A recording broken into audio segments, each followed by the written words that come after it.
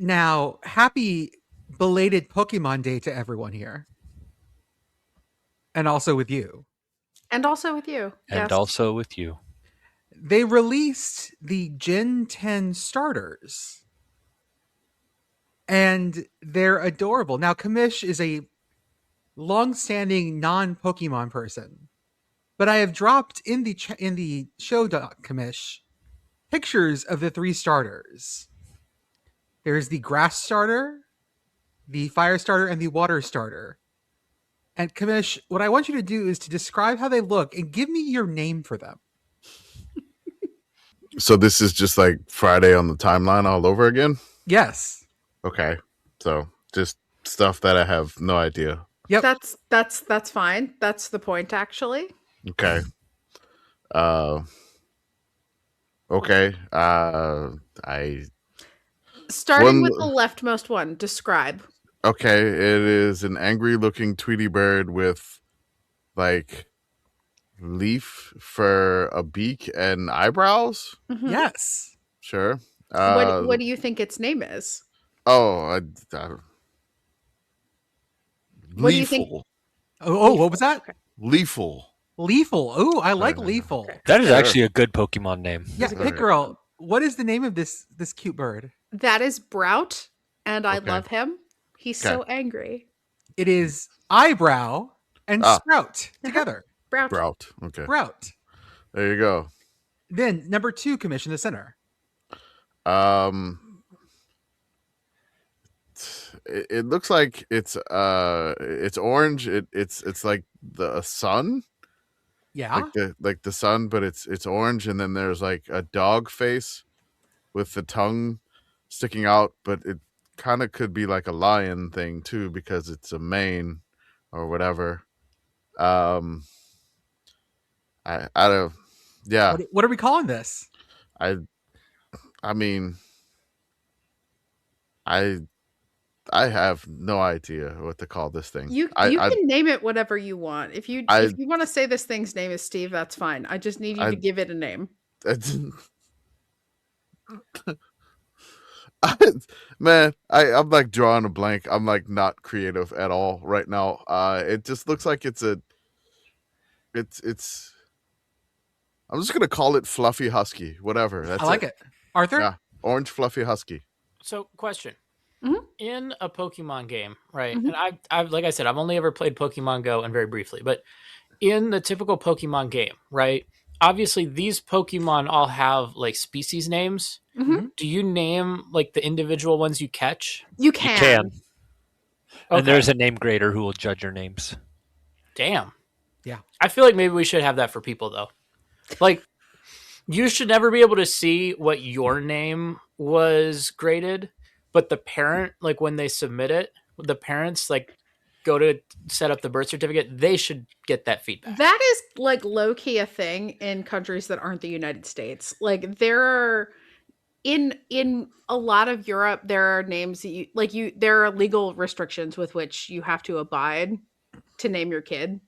So that Iceland has this for sure. Yeah, so that you can't name your kid like an unpronounceable set of symbols like, some billionaires might have done recently. I was going to say it sounds very Scandinavian. Kamish, this is Pom Bomb. I was going to say there's a Pomeranian-ass dog. It is a Pomeranian. Yep. I don't know anything about dogs or species It's or just anything. he's a little tiny dog. The internet is obsessed with this one, and it is good. But I like Sprout more. If it gets on 2 legs for Final Evolution, I will throw something. It's going to be firefighting, and it's going to have 2 legs, and we're all going to be mad about it. Now, Kamish, on the far right, what do you see? Like a blue frog type thing. Mm-hmm. Yeah. These big red eyes. Kamish, Red you want to or guess pink? what that? You want to guess what that water lizard boy is? Okay, so it's a water lizard. Mm-hmm. I mean, I hope y'all find this entertaining because I'm just lost. So I'm having a great time. Go I'm on. enjoying this immensely. I am hating every moment of this. So I hope you're all enjoying it. I really don't know what. Just What do you think the lizard's name should be? I don't know. It's this is like a foreign concept to me. I'm not in. Again, if you Okay. think her name is Carol, that's fine. You just need to tell us what you think her name should be. I, I'm gonna say Rango. to the movie Rango. Have your kids gotten into that one yet? Underrated movie. My kiddo made it to a certain part of Rango, and then like the giant snake part. Oh, He got yeah. scared, and we never made it past that. Yeah. So, and then the 3-year-old hasn't even attempted Rango yet. We're still in the McQueen, Curious George, Mater Tall Tales thing Yeah. going on. Yes, El Matador. I Commish. think This I good, got nothing here. this good boy. or Frogeth. Good girl. Oh, I like Whatever. Frogeth. Sure, Frogeth. This It's like is Shakespeare. This is Gekwa. Oh, okay, it's like a gecko. Okay. Gecko and Aqua. Oh, okay. So Brout, Pombon, and Gekwa. Commish, which one's calling to you? None of them. No, you can't. You You gotta don't like do- any of them? Nothing's No. calling to you here. I don't know. Okay, so question: Do Uh, they like? Is this they're out of ideas for names, or did they always just combine two words? They've always the been name of like They've always this. done this. They've always Okay. been like this. Bulbasaur, Charizard, and Squirtle. Yeah. I mean, yeah, I guess. See, the thing is, those are like famous enough. Like even I've heard of them, so it doesn't sound like they just smushed two names together. But Yeah. Also, it's Geodude. Charmander for the starter, Jordan. Oh, sorry, Charmander. my We bad. had Geodude. You Geodude. Hitmon. We have Ekans, which is literally just snake backwards, And its evolution, Arbok, which is Cobra backwards with a but K. with a K. ooh, with a K. Okay. I Happy mean, hey, Pokemon. do they have a Nilbog? No. You know what Nilbog is spelled backwards. I feel like I'd I have to do. go with I guess Brout because that is Okay. the shape my face is making right now. Yes, I figure noticed you'd be that green guy. Uh, You love green. Hold up. Yeah, this Brout has got green. Hold up. Green Keep the brows. face. Oh, wait, keep- sorry, I Keep that kept- face, please. What am I trying to do here? Keep that face. Keep that face. What? There we go. Got it. I'm gonna drop. I'm gonna save that for later. I'm gonna give you his eyebrows. Okay, sure. Thanks. No problem.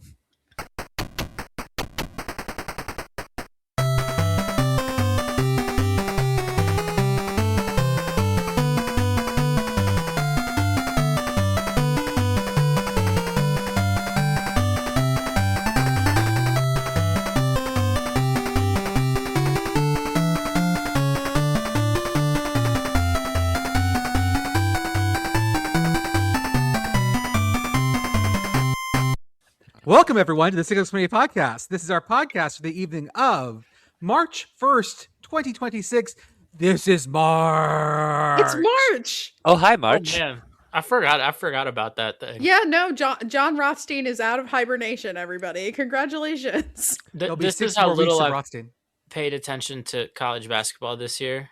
I And mean- I'm going to be honest, as much as people talk about like broader things in college basketball as like, oh, this is why the sport is struggling now or isn't good anymore. No, it's just that like my teams are so bad. Hey, Pitt did win this weekend, which was a thing that I wasn't sure that they were allowed to do, but they did do it. They beat Cal. They did. That Cal one's funny fans 'cause- were distraught over this loss, by the way. yeah, Good. yeah. Cal was, I think, on the bubble. Not that I've been keeping track Rip. of that. And then they lost at home to like one of the worst teams in the league. To a basketball team that I have not actively watched since at least January. I have not seen a single minute of Pitt basketball this year. I decided at some point when it was like, okay, it's going to come down to, the last game of the season to just make the ACC tournament. Because that's the thing now. It Mhm. used to be that like every team just made the tournament, the conference tournament. Now it is that, oh, we don't actually have room for anyone because we made our conference too damn big. And so I have decided that I will watch Pitt's ACC tournament game if there is one. Mhm. They still, I think theoretically, I think they could maybe make it but I think they need to win, like based on the tiebreakers. I watched us kick the shit out of Penn State in person in Hershey on December 21st, 2025, and that's enough. Yeah, I had a good time. It's kind of a three-way battle right now for that last spot between Pitt, Notre Dame, and Boston College. Jesus Christ. So how many teams get left out? 3 in the ACC. The ACC has 15 teams in their tournament. Now, you might say that's odd, given that 16 is the number that sounds easy to, Right. make a bracket out of. But Yes. no, it's largely because when Pitt signed their TV deal, right, for the ACC tournament, which is broadcast by ESPN now, or I guess ACC Network for the early rounds, but that's also ESPN. The contract was for a 15-game conference tournament. And when they added Cal, Stanford, and SMU, there were certain areas where they got more money for bringing those schools in, right? It's like, oh, you have more inventory, you have these teams, this money is going to be added to your contract to make up for that, right? But I guess getting the 16th place team in the ACC was so unprofitable that they didn't even bother. It was wild just, to we'll me- just stick with 15. It's wild to me that and this is just how I roll in college basketball, that you would ever have a conference tournament where you leave teams out. That sucks. Well, I don't like it. conferences are too damn big. I know, Mhm. but I still don't like it. I still think that you should have every team in your conference tournament. If the whole point is that you have to win your conference tournament to like go to the dance, which I also don't like, then I think that every team should be allowed to go. I also would say that every team should make the conference tournament always, but it's just logistically unworkable with 18 teams. And if you did have all 18 teams in the conference tournaments, which would be the case in both the ACC and the Big Ten, in that situation, your first day, I think, would be something like 16 versus 17 and 18 versus 15 for your games. And I can see why that's not attractive to a TV network. Like, we would be about that. We would be about, hey, what if we had a whole day of action where the only teams playing are the 4 worst teams in the league? But I can see why there's not appetite for that from a TV perspective. As always, I am Jordan. With me tonight, I have Commish, Pick Girl, Corn correspondent Andy, producer Arthur on the ones and twos. Commish, how are you, sir? I'm okay, I guess. Just sorry, He's Did not really- Pokemoning everywhere. did not really enjoy the Pokemon thing. So Pick Girl, how are you? It is Sunday. Happy Sunday. I talked about this on Blue Sky a little bit, but Obnoxiously Pit Boyfriend got me this like teeny tiny little e-reader for my birthday. It's adorable. Oh, it's so It's- small. It's so tiny. Look at it. And it's It's like, kinda. yeah. It has customizable backgrounds. And so Oh, I nice. put the background on it that says kinda, because it is kinda. I love it. Andy, how are you?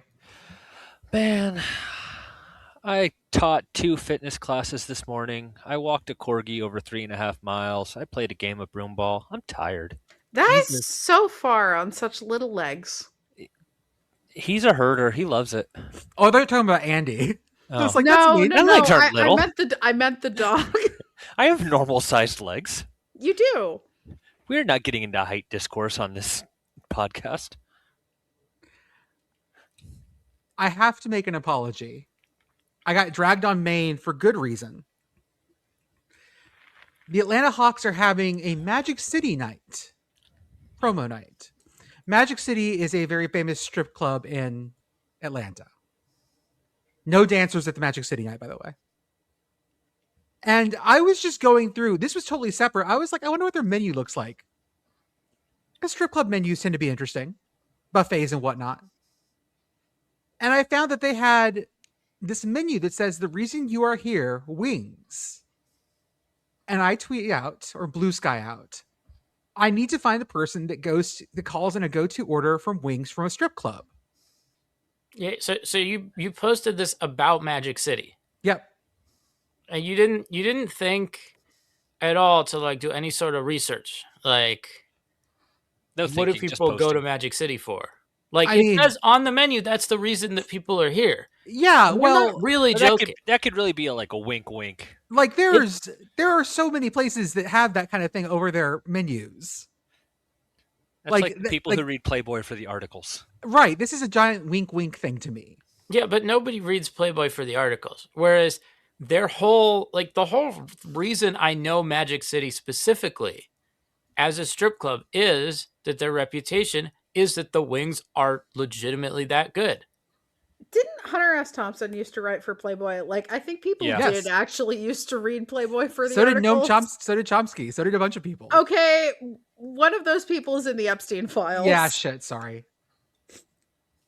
Can So we write for Playboy? Not anymore. I think they publish the magazine anymore. I mean, because we're already doing the beehives. Like, can we just get them Does syndicated over there? Playboy publish? I don't think Can they we- publish magazines anymore. I don't think, right? Can we put articles on OnlyFans? So Yes. a Yeah, that we Forbes, can. a Forbes article Subscribe from to our 2024. OnlyFans for the articles. A Forbes article from 2024 says Playboy is bringing back its print edition, Okay. an annual print edition, so like one Oh, a year. okay. Oh. It's got to be Man. really good. That feels like the Sports Illustrated swimsuit edition. This is Playboy, Sure. the article edition.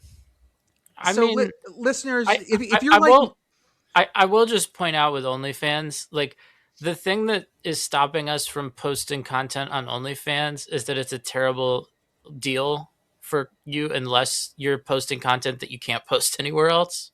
yeah, they take a lot of money. So we will continue to be on Beehive. We will continue to make jokes about having an OnlyFans. Yeah, Beehive is much better to us than Now, than they would listeners, if you don't know, like me, Magic City is famous for their wigs. To the point where, yes, you can actually get them on. Is it Gold Belly? Is that the one that sends across the country? Yeah. Get them on Gold Belly. And what I've forgotten is that who is the player's name? be. It's Check out- literally check out- on the menu. It's on the menu. Lou Will, lemon pepper barbecue.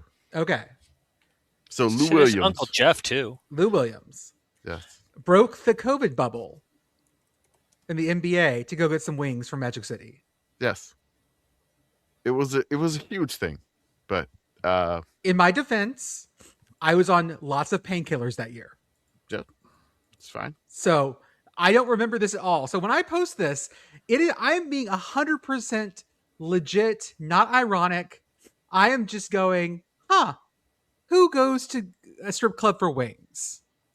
And then, of course, if you just type in famous strip club wings into Google, Magic City comes up. Also, their bottle service, kind of reasonable for house champagne, only $100. That's not terrible. Yeah, that's totally reasonable for, especially for a famous strip club. Hopefully the house champagne is decent. It's got to be a bottle of like Andre or Magic something. City House Champagne. I feel like they can probably do you like, here's a bottle of Barefoot, which is not technically champagne, but like close enough. Close enough, right? Yeah, I just want to point out with the Lou Williams thing, if people don't remember, like, he was an important contributor to the LA Clippers that season. Like, the LA Clippers were one of the favorites to win the title. Of course, the Lakers ended up being the ones to actually do it. But, right, that was kind of the peak of Clippers, Kawhi Leonard, Paul George, that era of the team. Like, when Lou Williams got suspended from the NBA bubble for getting Magic City wings, like, it was legitimately sports important, Okay. not just like a, kind of oddity bit of news. I just had no clue about this. I completely forgotten. I got busted. Someone posted that this is a Two Americas tweet. Yeah, definitely. It definitely is. I will say, I do not think that you are the only person that, kind of embarrassed themselves a bit online about this. I know there was a Celtics writer. I think Jay King, I think he's with The Athletic. I'm not sure about that, but he posted something and people were like, "Oh, that's such a Boston thing to not know about Atlanta strip clubs or something." Like, I saw other like you were not the only person that made this mistake. That's fine. I don't feel bad about this because there are always things you don't know. I did get called out by friends of the program, Roger Sherman, which again I deserve. That's fine. Can I just say that their wing prices are also insane? $2 wings. $2 wings, all flats or all drums runs you $25. Wings are expensive now. Man, I miss back when like there were bars that had like a pitcher of beer and then quarter wings or penny wings even. Yeah. 50-cent Yeah. wings. Used Yeah. to be like that. Not anymore. Wings used to be cheap. Not anymore. I do appreciate the fact that they will specifically allow you to order all flats, and also that all flats are cheaper because flats are better. They're not cheaper. Oh, It's all just flats 20 are bucks all 20. flats, or I think it's 25 10 piece bucks all 20 and then 25 for all flats or all drums. drums. It's not listed very well. Okay, I can't read. Yeah, I think it's just any 10 for 20. Okay, that's also fine. But Also, this strip club has a vegetarian menu I found. okay, So they're covered all their bases. I will say that the lodge here in Dallas has, I've been told, Uh-huh. excellent food, especially on Saturday nights, which is their date night. You get like prime rib for 2, baked potatoes, split a dessert. You get a table up close. I see Okay. nods. I see people holding their hands in their head. Pit Girl, this is when you look at the ratio tonight. It's 4-1. This is what happens. What? How do you feel about the food at that one restaurant that we talked about in the past? I Wild forget what Pitch. it's I called. haven't been Pitch. to Wild Pitch yet. I Oh, haven't. you haven't there. been? Oh, No. Every time I go by, I'm not joking. It is packed, and you cannot say that about the Twin Peaks around here, or the Hooters, or the Tilted Kilts. But Wild Pitch is always fucking packed. How many Cybertrucks? All Teslas. It's all Teslas and Cybertrucks. Shocker. imagine that. Fucking shocker. Look, all I will say is this: there is a certain type of lady that I think would be interested in going to date night at the strip club. She's not on this podcast. Don't speak for Beth like that. She's not on this podcast. She's Oh, not that on is this true, that is true. podcast. That is true. I'm trying to see. Oh, yeah, they do have famous steak and lobster at the lodge. $63 for with house-made béarnaise. Mussels, charcuterie. Trying to see if they have anything really out there. I mean, Dallas lobster is. Yeah, no, thank you. So we actually have a pretty good seafood scene because Dallas is a hub for a lot of other transit stuff. So a lot of seafood gets flown to Dallas and then elsewhere. Didn't the Rangers have a bunch of seafood stuff on their menu one time when we were looking at? I bet you they baseball did. food? I bet you they did. It wouldn't surprise me. I want to say though, a lot of it sounded like the that seafood sensation stuff that Spencer Hall talks about on the full cast. Mhm. Like it didn't sound like it was real high quality stuff. Monday's $10 ribeye steaks. No, thank you. No, thank you. Ooh, Thursday's $15 steak and lobster. God, I gotta get going to this place. This seems like a great way to get food poisoning, but like live your life. So, Kamish, I apologize. I strayed from my lane. I don't know NBA. I don't know Atlanta strip clubs. I don't know wings. No, it's just basically completely outside of your lane. The Two Americas thing was really correct because I mean, you never listened to like Atlanta-based rap No. around the early 2000s, which they talked about Magic City a lot in their songs. And then like the whole Did they COVID mention era. Magic City and Welcome to Atlanta. I think so, with like Jermaine Dupri and Welcome to Atlanta lyrics. yeah. So I mean, I believe like Ludacris talked about it a lot. It may have been mentioned on a couple of Outkast albums. It is I not mean- in the song Welcome to Atlanta. I feel like Ludacris may have had a line for it in his album "Chicken and Beer." Monday Night But- Gentlemen's Club. That could be Magic City. Yeah, so there's a lot of times where they just have like a throwaway line, like in the Yeah. parking lot at Magic City, stuff like that.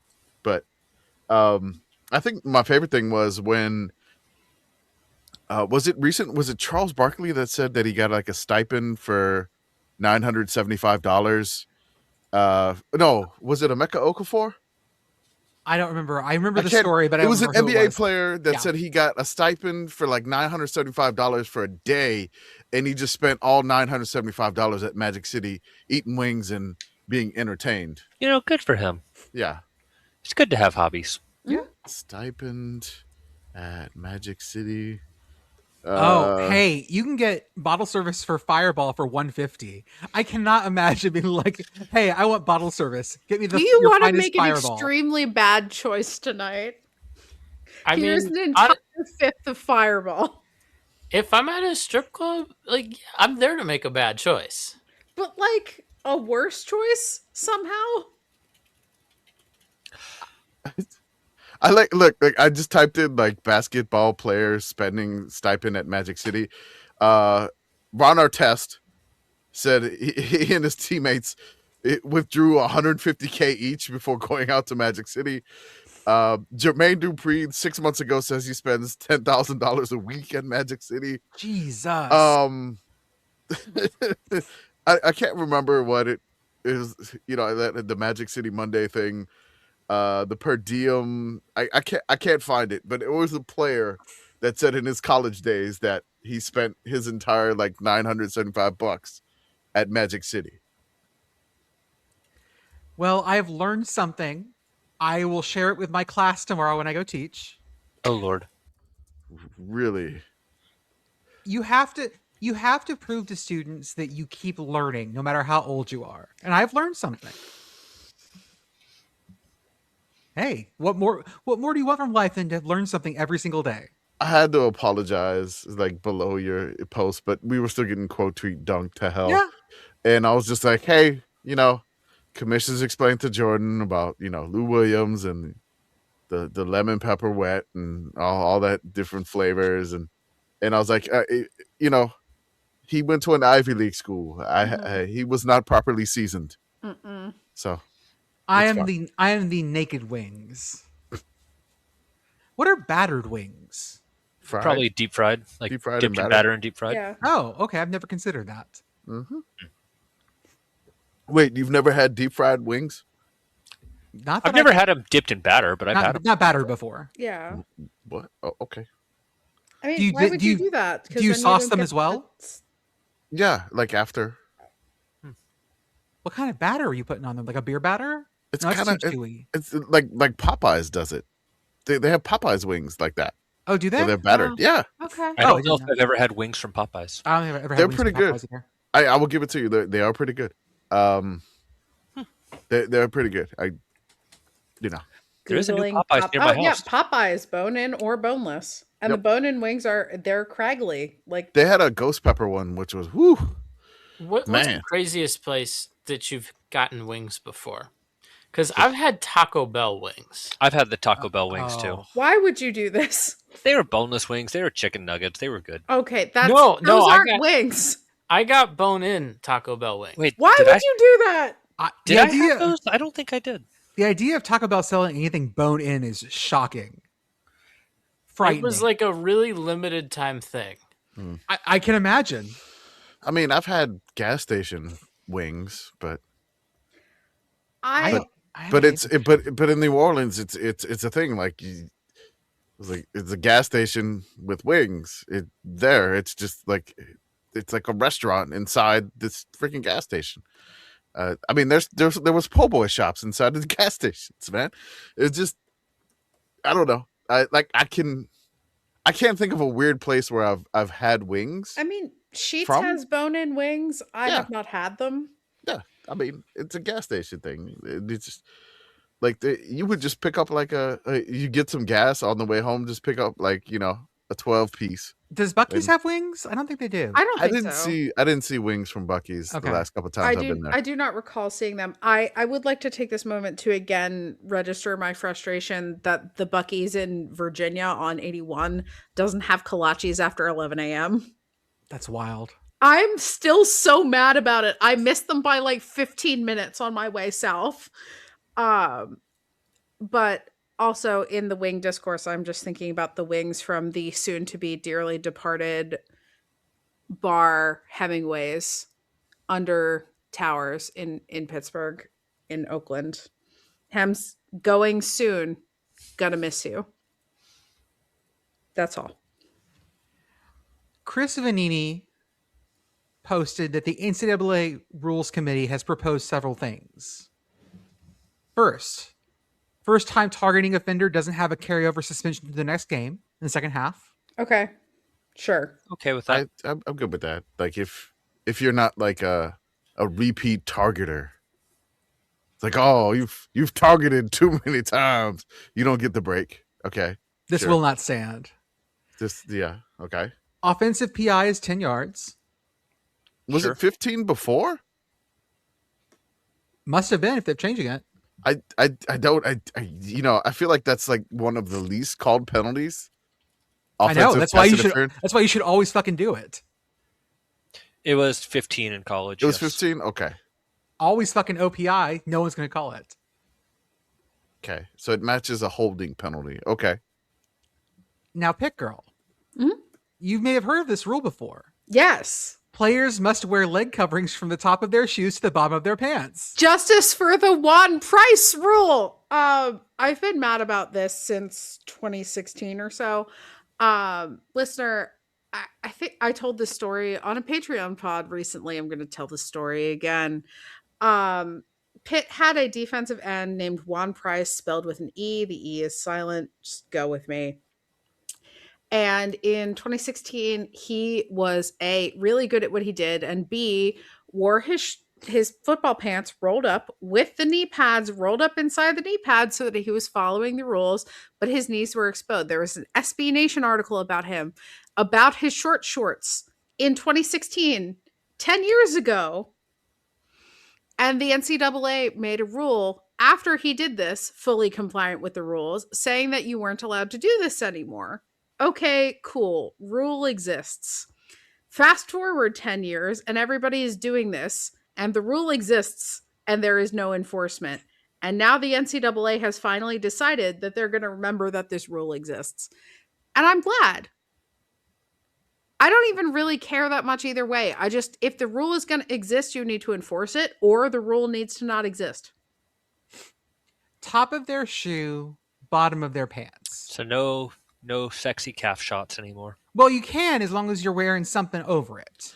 So If you want to wear thigh highs, then So go yeah, ahead. that's what I'm thinking. It was like if you want to keep your high shorts, you just got to have really, really, really high socks. They make those. Yeah, I mean, just Not just for gentlemen, they don't. Well, You I mean, can just, wear well, whatever kind of clothing you that's- want, that's Jordan. fine. If the That's sock fine. fits, wear it. Yeah. you could just wear tights, man. You could. Like just like full length tights, and then just put the shorts on over it, and then you just have leg coverings. Oh yeah, we got man leggings. Yeah, Like a cold weather game, you would. Yeah. yeah, that's what it's gonna be. You could do that, or you just have really, really, really ridiculously high socks. But what about all of our poor male attracted followers that want to see calves, want to see those thighs? What about them?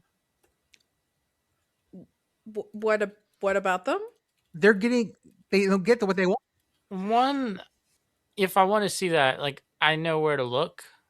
You Yeah. know, like, I don't need to be tuning into college football for that. There are kind of other places out there. These footballers just gonna have to set up OnlyFans.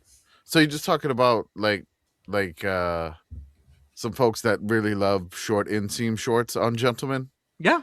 Okay. We have lots of followers who believe that. Which, I mean, broadly speaking, yes, but also like, I don't know. I think knee pads are good for your safety as a football player, and that you should wear them. Well, this doesn't require knee pads though. No, it's just like you have to have leg coverings. So to it's just encourage knee pads for sure. But also remember what happened in soccer when they started requiring shin guards. What the happened? tiniest shin guards ever. Now they have these little postage stamp sized shin guards that they wear. They're like, Shin guards for ants. so Mhm. smile. Because they have to wear them, but they don't like to. So the last rule they're going to propose, and I have no clue why they're proposing this now, but I love it, is the fair catch kick like the NFL. Kamish, what is fair catch kick? Man, it's one of these rules that are just it's so rare, and like only like Jim Harbaugh would know about the rule, but it's in the rule book. Basically, it's just like a team could choose to attempt a fair catch kick after a completed or awarded fair catch. So the kick would be a field goal, place kick with a holder, no tee, or a drop kick from the spot where the returner caught the ball. If the ensuing kick goes through the uprights, it would add 3 points to the team total. The defense would be at least 10 yards from the spot of the kick. So the subcommittee thinks this further aligns with Division One. It aligns Division One with similar rules that exist in NFL and high school football. So, like in high school, you have that option of the fair catch kick, but you get like that tee that basically it's like it props up the kick and you can hold it. So I'm just thinking of a situation here where, let's say there's 10 seconds left and somebody's on like deep inside their own territory, and you punt the ball and wave for a fair catch kick. So you catch it wherever the ball lands, and then you get to attempt a field goal to win or tie from that spot, wherever you catch it. So if you catch it around like the 50, or maybe it's a crappy kick and it's at like the 37-yard line or something, you get a chance to just wave fair catch kick and then attempt a game-winning field goal off the ground from that spot, which has a potential for a really, really, really sickos ending in a college football game if this does get through. This hasn't been approved yet, right? No. Okay. The last NFL successful fair catch kick and the last attempt was in 2024 by Cameron Dicker. Yeah. For the Chargers. Before that, the last successful attempt was in 1976. Yeah. It's weird to bring this rule. This is like a vestigial rule from rugby. And it's weird that they're bringing this into the NCAA. Like, I can't imagine. Well, I guess the nice thing is this, is that there's only a certain number of NFL games during the year. There are so many more college football games, NCAA games. So the chances of this happening are greater, significantly greater. So man, imagine if we have a Maction game end this way. This feels like some D3 bullshit. It's gonna happen. There's 700 some odd teams in all of NCAA, not including NAIA. So it's gonna happen if they pass it, it through FBS all the way through D3. Yeah, there's going to be some rules knower somewhere. There's going to be something that happens. And yeah, Cameron Dicker, Jim Harbaugh was the head coach of the Chargers when they pulled this one out, and he hit a 57-yarder. I think it was right before halftime, right? Right before halftime. Yep. Yeah, I mean, it would have to be right before either halftime or the end of a game, because why else would you? If you have the ball, why would you do that? Mm-hmm. If it happens, I mean, we're going viral. Kirk Ferentz will do it. We're going viral if it happens. 100%. We're going viral. That's it.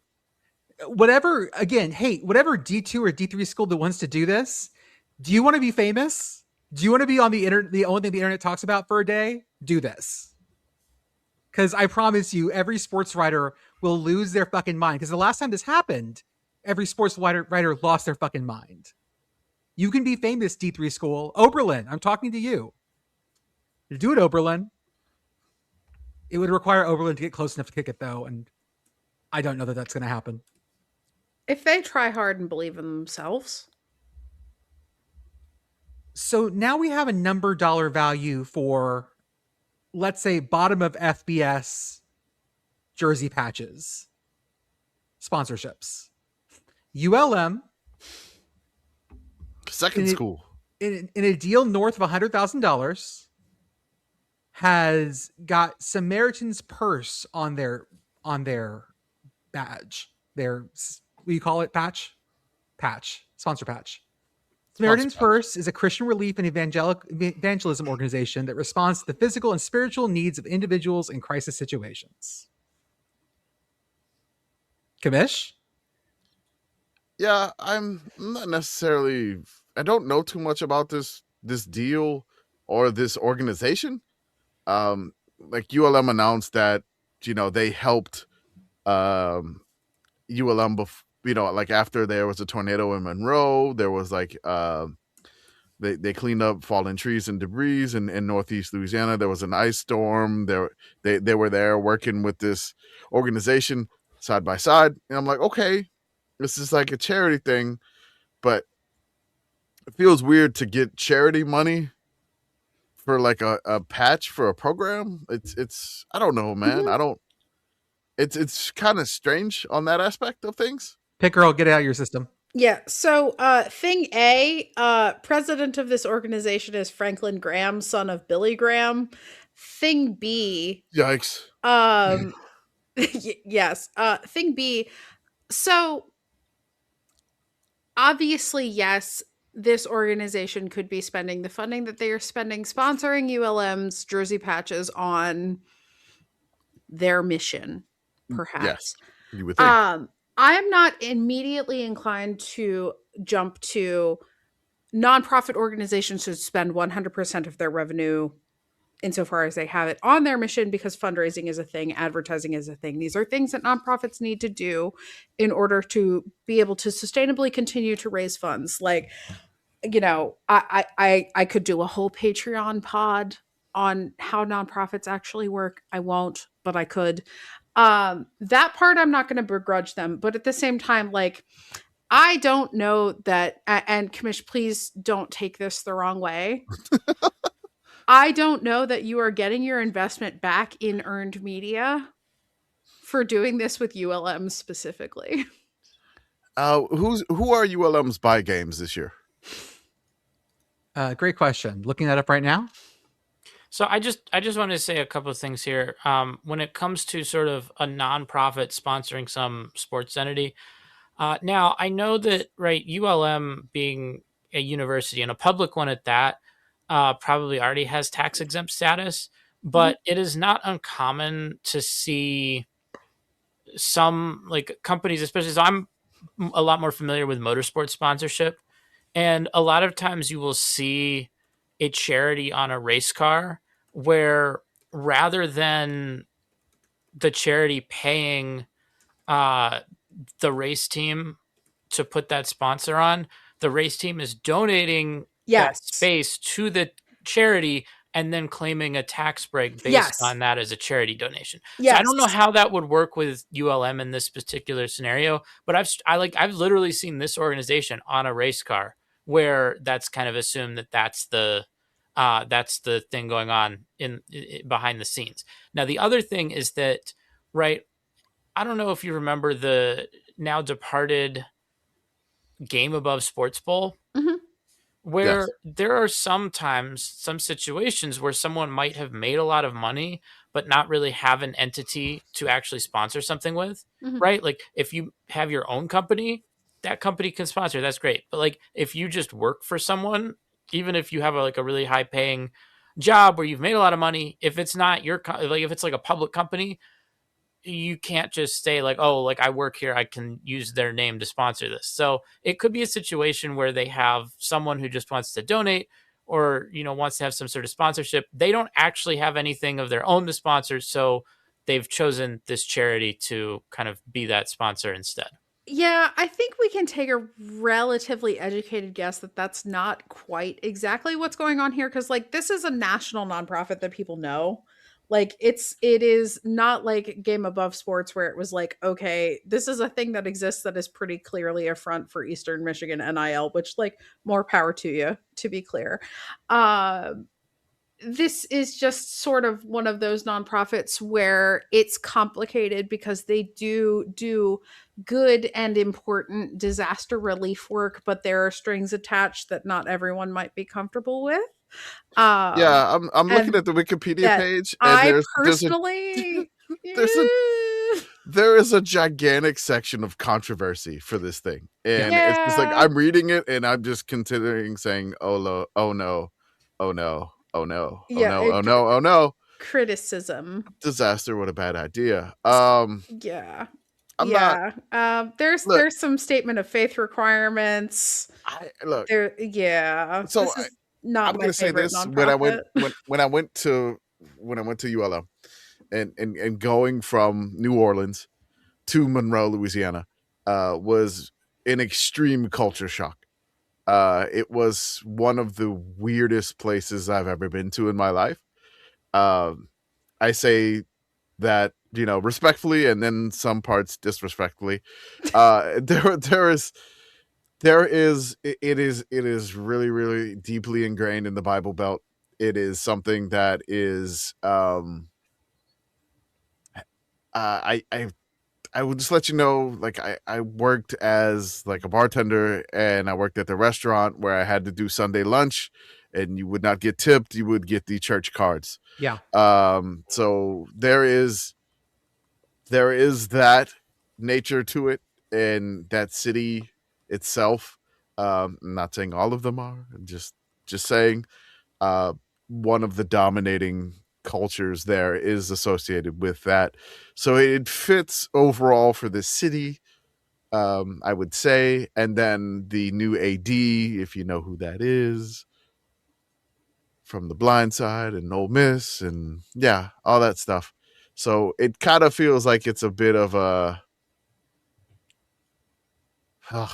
I'm just look. They got a patch. They got $100,000 that plus that is desperately needed for the ULM, athletic department and football team. Yeah. Oh, no shade on the new ULM. Get the purse, man. Yeah, it's just like, do you want to be associated with that? But it's like, hey, I mean, okay, this is like a do-good organization, so you can kind of be like, I but mean, then it you is, read, but like I have some questions. Like brought more, like it is a do-good organization. Asterisk, like, asterisk, depending yeah. on what your definition of good is. Yeah. Also, ULM is a public institution, and this is an explicitly evangelical Christian organization. Mm-hmm. So there is that. Yeah. Yeah, we don't need to get into Louisiana politics. That's all. The listeners can draw their own conclusions. I'm just pointing out a thing. It's like, hey, okay, like LSU's got like, hey, it's a giant natural gas conglomerate that wants to just drill a bunch of natural gas in Louisiana. Then it's the other side of Louisiana. It's like, oh yeah, here's this crazy. It's a Look, I It's don't like, love son of a either of those things. No. But there are no free exercise concerns about one of them. That's all I gotta say. Isn't it some foreign liquid natural gas concern? They're Australian, Australian, yes. Australian. Commish, by the way, your out of conference schedule for next year is at Mississippi State, Okay. at UAB, hosting CELA, and hosting FAU. Huh. That's Are we not going to bad. Wow. That's actually not bad. We only got one bye game, really? I don't know how much. I guess so. Yeah. Yeah, I don't think know we what the arrangement with UAB is. I doubt that that's a bye game. I don't think that's a bye game. That I is think Wyoming- Venmoing the same $20 back and forth. Uh-huh. Mississippi State, which ULM has beaten Mississippi State before. I think in like 94. But that UAB game is interesting from a coaching standpoint. it will be again. Yes. That one, and I mean, Is it you also guys are- interesting from an AD perspective, or has that been resolved? The ULM AD? So they have the AD now, right? Oh yeah, Yeah. they hired the blindside kid, They hired the kid Yeah. from The Blind Side. Yes. And who so I this- will always think of as a child. Yes, because he's not that tall, so it's fine. But like he was. well, that's not why. It's because he was a child in the Blind Side. To be clear, Yeah. this is like the real life person, not like the child Yes. actor. Not the child actor. The thing is that the AD was from Oral Roberts, so this Samaritan's Purse thing is kind of like, yeah. Yeah, that makes sense. there we go. There you go. It tracks. Yep. ULM mentioned a lot. Sorry, Nah, Sorry and or congratulations. I ain't sure. reading all that. I ain't reading all that. Brian Fisher announces USC has finally done it, and they've replaced Notre Dame on their football schedule, and it's a Week 0 game against San Jose State. Boo! Read the rest. The Trojans don't play a single P4 out of conference game in 2026. They scared. More like University of Scared Cowards. Oh shit! Oh. And I have my soundboard. Was no soundboard? What happened? He's on his other my laptop. computer. Oh, you can't plug that in, or I have currently 2 USB ports that I'm working out of for a microphone and headset. fun. This right here. This really is coward shit, though. Yeah, like, I mean, whatever, man. If you think this is the way that's going to solve your problems, USC, if this is gonna fix it, then more power to you. Can't wait till they miss out on something due to strength of schedule. They're hosting they're hosting San Jose State, Fresno State, and Raging Cajuns. Soft as shit. Okay. I just I and then hope the rest is just Montalillo carves him up. the rest is just like Big Ten schedule, Yeah, 9 game schedule. and so they're thinking just being in the Big Ten is going to get enough to get them in the top 12. I mean, if they win every game, yes. Okay.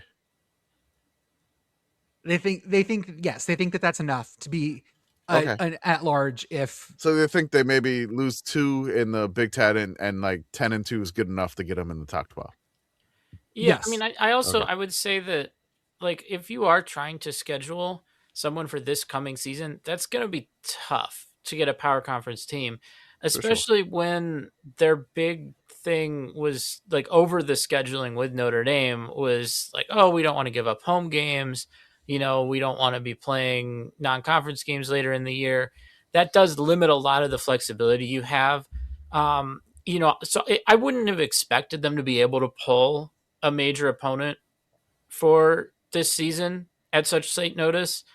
I think that, where I think they screwed up is in not continuing the Notre Dame series in the first place. next year they're hosting UNLV in Nevada, and a third game still to be determined. Secret third game. Other things, the American dropped their schedule, and we have our Owl teams.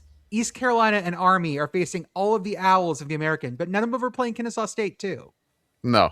No one's playing all 4 Owls. No, I'm kind of bummed that the American doesn't schedule the Owl Cup. Like The you three-way have trophy? FAU, Rice, and Temple, and they need to play each other every single year. FAU is only playing Rice.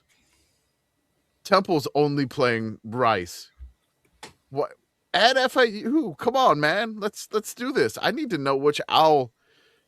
I need Owl supremacy in the American. I need to know which one's the best. Which one's the superb Owl? The superb Owl. That's right.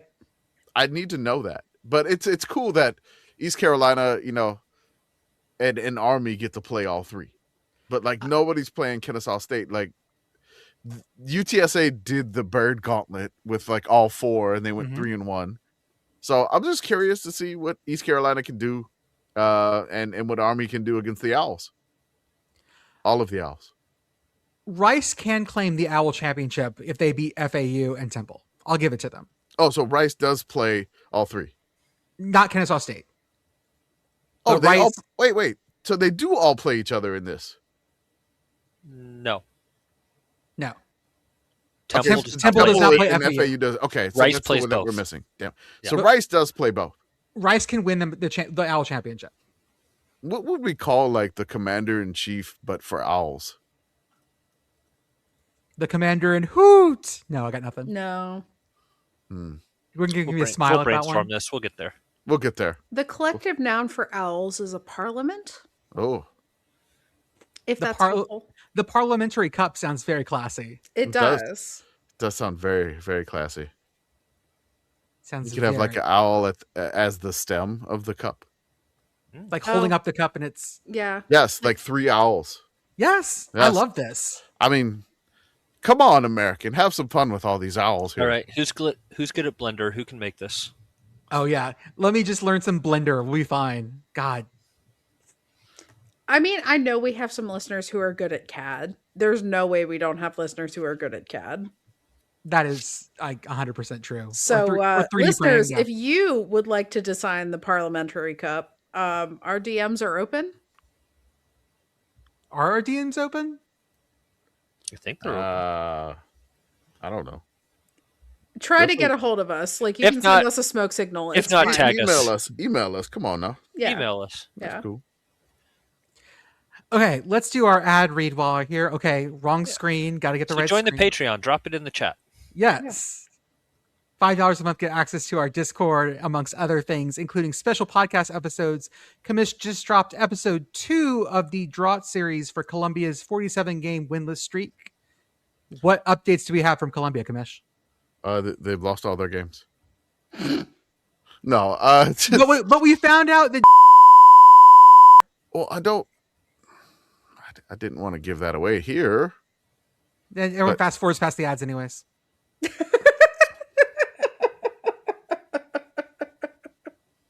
Okay. Stunned them. You just Stunned broke him. Kamish. This is the episode where we just break Kamish, I think. I mean, he was already in a. Yeah, we made him Kindred do like state. 10 minutes of Pokemon. You know, Big it's my sip. destiny. We're going to start announcing retroactive Sickos National Championship starting in 78 because that is the D1 split, correct? Or the 1AA split. I think so. That was Okay. the last year before they did the split. Okay. So we're going to go back and name some retroactive Sickos National Champs as well and talk about that. Arthur Hey. has something. Arthur? Yeah, actually, I have a task here. Maybe for Jordan, maybe for Kamish. Can you come up with a like American Conference All the Owls themed Pokemon name? Ooh. Alright. I'm going to go with Parlahoot. Mm. Can't they all just be Rowlet, though? Because Rowlet's so cute. He's the The- best one. The Rice fans, and I didn't get a chance to do it because I was out the rest of the night. Oh no, Kamish left. Oh He no, left! we lost him.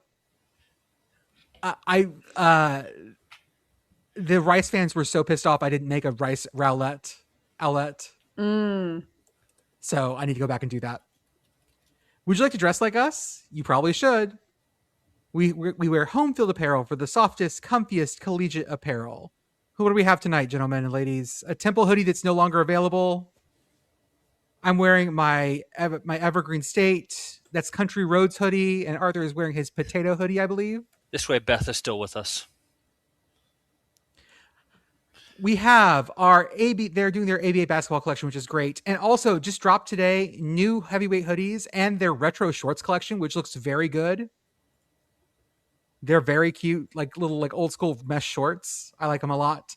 They're gonna have some shooting shirts coming out soon too. We have our Vivid Seats code. If you're going to games and you're going to spend more than $200, use offer code SICKOS20 for $20 off your first purchase. Our Beehive, where we write all our stuff. Kamish is still doing his Claim It or Not Claim It series. Go to our merch store at sickoscommittee.org. Sign up for our YouTube, our Instagram, and our Twitch, and our TikTok. Shout out to Message Board Geniuses podcast. They go the places we refuse to go. And also shout out to Feed Your Mascot podcast, where our friends Jeff and Blue look at the culture around college football. Going back, I'm starting to feel real old, y'all. Philip Rivers' son has committed. Yes, What? Arthur? So this specifically does not make me feel old. Purely because, do you know, like, what's the one thing that Philip Rivers is notable for outside of football? Having a lot of kids. Exactly.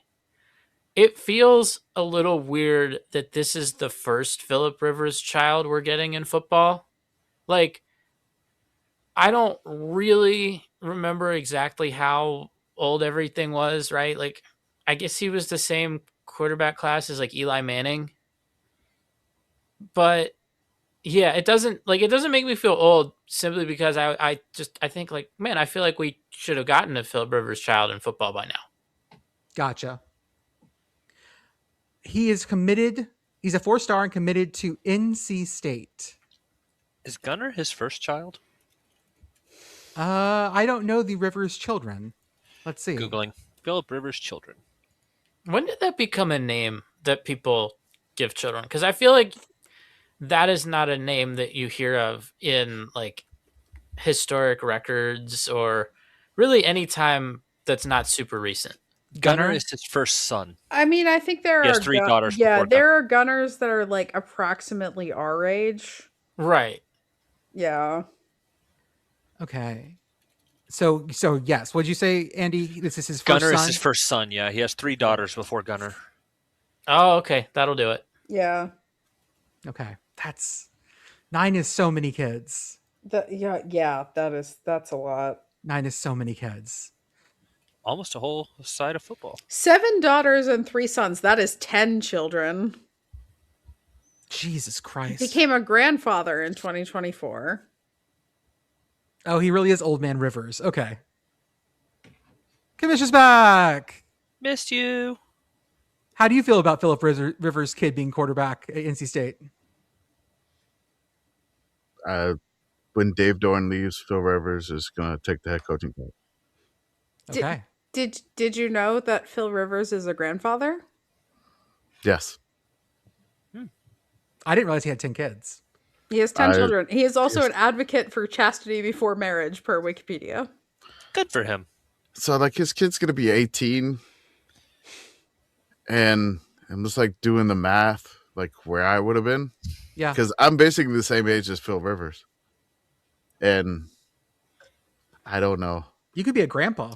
Gunner is also not even the oldest child. He's just the No. oldest son. There are 3 girls older than him. Yes. He got married in 2001. Yeah. I mean, I was just like a college sophomore, I think. I don't know exactly then, but yeah, man. There's no way I could have had kids that early. I had no idea what I was doing. I still don't know what the fuck I'm doing. I mean, same. UCLA is going to continue to be playing at the Rose Bowl until in 2026. Imagine that. This is again when we asked Bob Chesney about this, and we were like, "So how's the move to SoFi going?" And he looked at us like, "That's not happening, or that's not guaranteed." Whereas I was way more convinced that it was actually set in stone. Our priority is delivering a strong season experience to our student athletes and our community. Really, UCLA? And we have great momentum in our football program. Okay.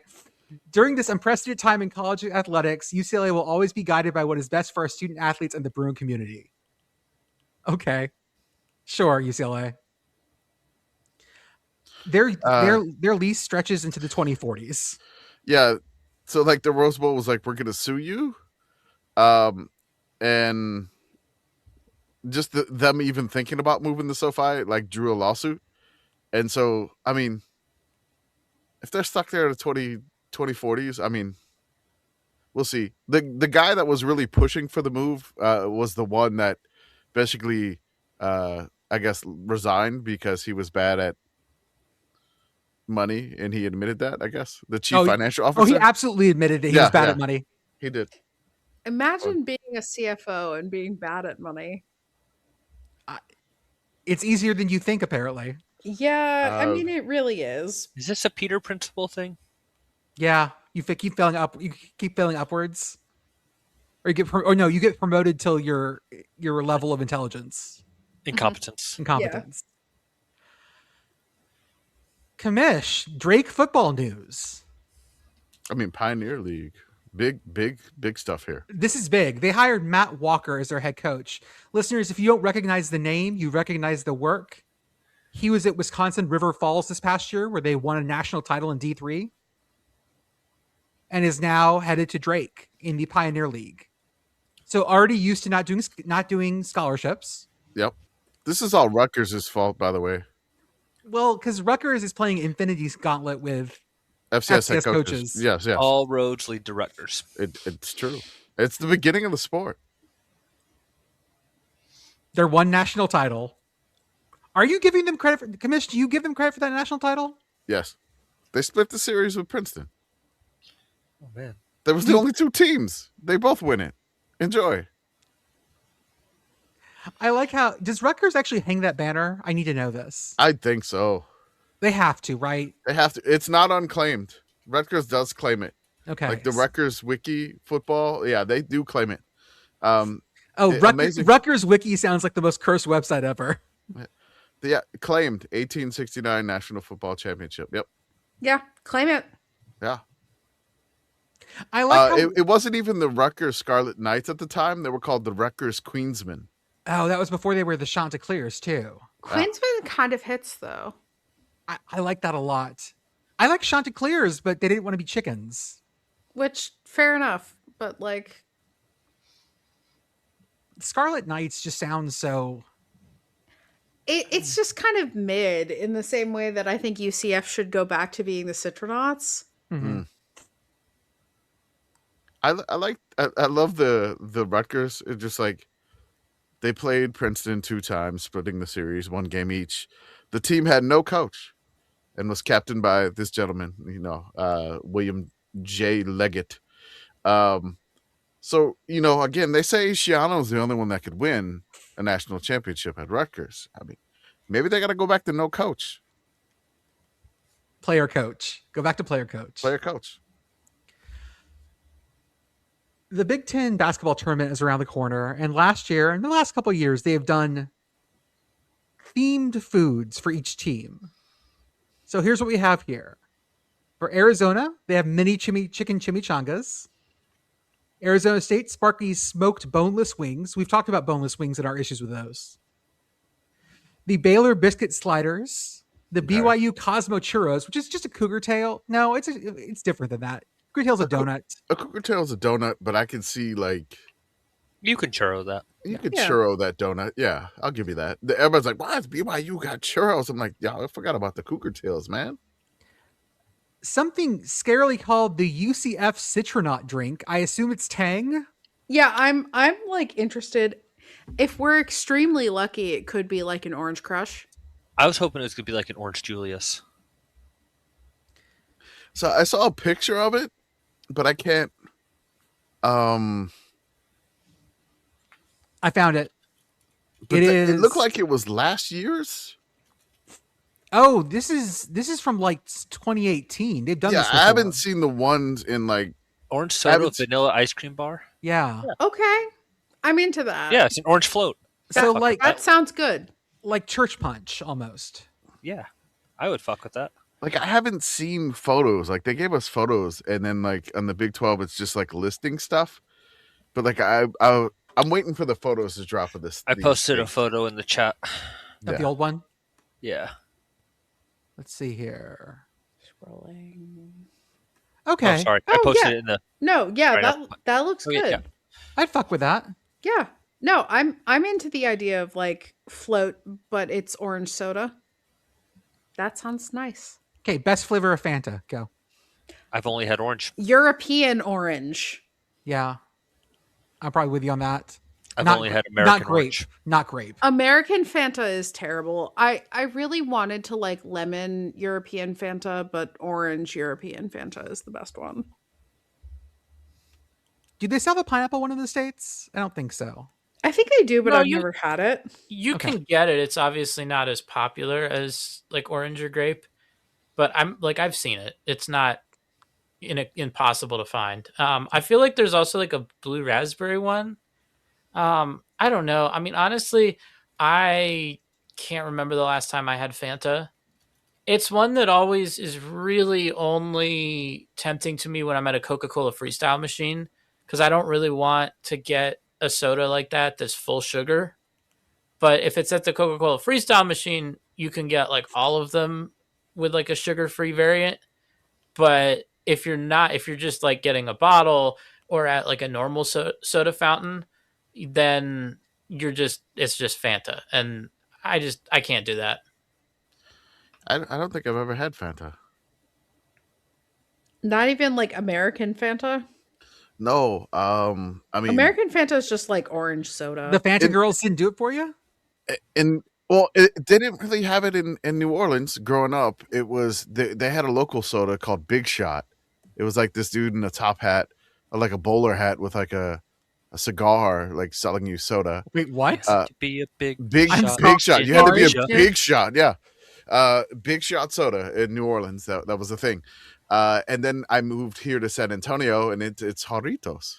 So it's like, I do love Jarritos. Yeah, why would Nah. you why would you why would you need want Fanta? Fanta? Yeah, It- American Fanta is not good. I've Euro had- Fanta's good. I've had Sunkissed, but like I haven't had. I don't think I've had Fanta. American Fanta is very much like Sunkist. Euro Fanta is it's more like orange San Pellegrino. Like it tastes more like actual orange things. It's still not orange juice, but it's like more realistically orange. Although I will say while we're talking about this that my favorite Euro soda when I was in Europe was carbonated Ribena. That shit's so I- good, I and you love can't Ribena. get blackcurrant anything here. I love Ribena. So, are you guys familiar with Fanta's origin story? Yes. Okay. Yes. Okay, good. Just checking. Just wanted to bring that up. If you know, you know. Cincinnati, Cincy cheese conies. Makes sense. Boulder green chili nachos. Colorado stealing a little New Mexico valor there. No, Colorado green chili is made with poblanos. They have Okay. they have green chili up there in Denver. It's a very it's it's a a very different fight between who's better, but yeah, it's poblano versus Hatch. yeah. Poblano versus Hatch it's a different type of green chili. Houston Shasta brisket tacos. Iowa State green chili pork walking taco. Okay. Kansas's Big J loaded mac and cheese. K-State Power Cat steak tacos.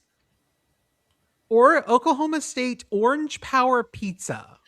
This is why I need photos of this stuff. That Is it like buffalo sauce that's orange? It that is a makes it- personal pizza with multiple types of meat, 2 types of cheese, and a drizzle of ranch. Okay. I would think there'd be like buffalo sauce to make it orange, but okay.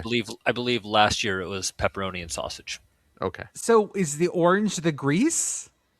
Sure. Pepperoni grease is pretty orange. It is, yes. That layer of orange? Okay.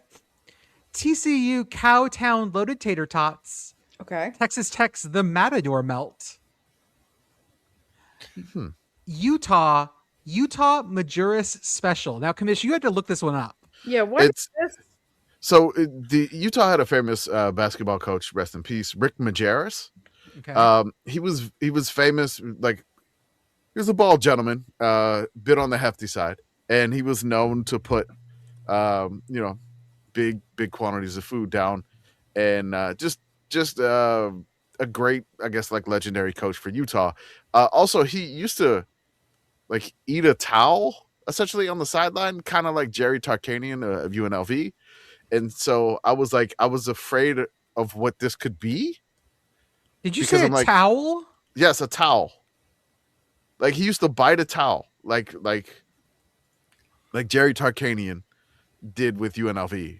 Like he would always have like a towel on his side because both Jerry Tarkanian and Rick Majerus were both bald folks, so they Have to have perspired. the head swap. the head Yeah, split. and, Okay. and Rick Majerus for some odd reason would always wear like a really like a cream colored knit sweater, and I'm like, what are you doing, sir? Like you get something that breathes better. But They didn't have breathable fabrics back then. no, back in those days. Well, he's relatively recent still, just like maybe about 10 years ago or a little bit longer. But yeah, I was very curious on what this was. So I was like, I'm worried about this. I have no idea what this could be. But it turns out it's a pastrami smash burger, and yes, would guaranteed would Oh, eat that. yes. Yeah, for sure. Yeah. Pastrami in smash fact- burger. Yeah. Would smash. Would smash that burger. Yes. Apparently, this is a common thing in Utah. Yeah. So It makes sense. So totally makes sense to me. Do it. I'm trying to figure out, is the pastrami like cooked? I mean, I know it's already cooked. I mean, do they grill it as well? I would, man, that'd be an extra level there. I would say, I would hope so. Yes. Add a little it appears that caramelization? it may be like burger with pastrami on top, Okay. Okay. Still good. which I- again, Still good. smash. Yes. I did watch a reel earlier this weekend of a guy who took a finished pastrami, ground it up into a burger patty, and then smashed it. That would be good too. And the sounds that came out of my mouth while I watched that. Yeah, Oh my god. yeah. Like, if we're doing food, smash or pass. I mean, Smash. we need to talk about your brisket donuts, Andy. Oh, those are good. You made instead of brisket being forced into the shape of donuts like the Houston Astros are doing, you put brisket on top of donuts. Correct. And I filled the donuts with the cream cheese icing and then topped them with smoked brisket and candied jalapenos. The candy jalapenos were an inspired touch. That's a brilliant move. Yeah. It was inspired. Though I assume the sweetness came through very nicely. Yeah. It's almost like an inverse, not a popper, a Texas Twinkie. A little bit. Yeah, that's kind of what I was going for. Have we all had Texas Twinkies before? I have not had them, but I'm familiar with what they are because you explained them to me once. Okay. I don't know what this is. It is a jalapeno stuffed with cream cheese and brisket and wrapped in bacon. But not in like not in like Le Epic bacon. Yeah. So Rick Just Majerus wrap passed. bacon to hold it all together. Rick Majerus passed in 2012. So, Okay. yeah, don't Google Rick Majerus towel because there's some other towel stories. I saw that and I clicked off it very quickly. That's not, him biting the towel is not nearly the most famous thing he did with a towel. No, not at all. Oh no. Oh god. Oh no. Yep, I googled. Oh, don't do it. And then everybody's going to be in the podcast chat and be like, I Googled. I don't know why I didn't listen to you. Don't do it. I mean- told you. Good told you not to news do it. is that like a non 0% of you are driving, and so you can't Google this Yeah. while you're listening to us. Forget about this. I don't know if it's better that you hear about this while driving though. No, just Hey Siri, remind me to Google. I would like to read a headline that comes up when you Google Rick Majerus towel into the record Yes, please. from LarryBrownSports.com. Quote, Rick Majerus was a great coach who loved being naked. Whom among us? I don't know. I don't think I'm that good of a coach. I say I have exactly half of that. Yeah, you are a great coach, Jordan. Mm-hmm. West Virginia, by the way, has West Virginia Mountaineer pepperoni rolls. As they should. they should. I mean, delicious. This going along with the new LED court should get your stomach going pretty well. Oh yeah. I'm just going to read the next 5 words as they are written in the show notes. Boston Legacy's tattoo glory hole. Imagine that. Imagine that. Hear us out. This is Where you from going? Jackie Digital on Hear us Blue out. Sky. You can So- even stick your arm in a hole and get a random temporary tattoo. So let's explain what Boston Legacy is. It is an NWSL team. This is the new NWSL team, National Women's Soccer League, new team, and Jackie Digital, aka Jackie Contreras, is covering them for media days. And the Boston Legacy team promotion has been fraught with interesting things. Like they've had some things where they've had to scrap and they've had to like redo. They had to redo a couple of different things. They had to and redo then- their team name, if I remember correctly. yeah, there's been some stuff that with this Boston team, so it's just like you kind of don't know what to expect. So Jackie, follow her on Blue Sky, Jackie Digital at Blue Sky. Go check her out. And so she was covering the like media days event for like the fan fest for this, and so she posts this picture. It says, You can even stick your arm in a hole and get a random temporary tattoo. So yeah, basically, everybody named this the Boston Legacy Tattoo Glory Hole. It is very weird. It is just like a wall. It has the logo of Boston Legacy, and then there's 3 holes with 3 chairs. Like you would stick your arm into the thing, The glory hole. get the glory hole, and then get a Boston Legacy like temporary tattoo. So she posted probably about an hour or so after that. She was like, "Guys," and it's just like a picture of her hand. It's with- pretty cool. with the temporary tattoo Yeah. on it. Yeah. Yeah. So I reached out to her on Sickos FC, which we're having fun at the Sickos FC soccer side of things.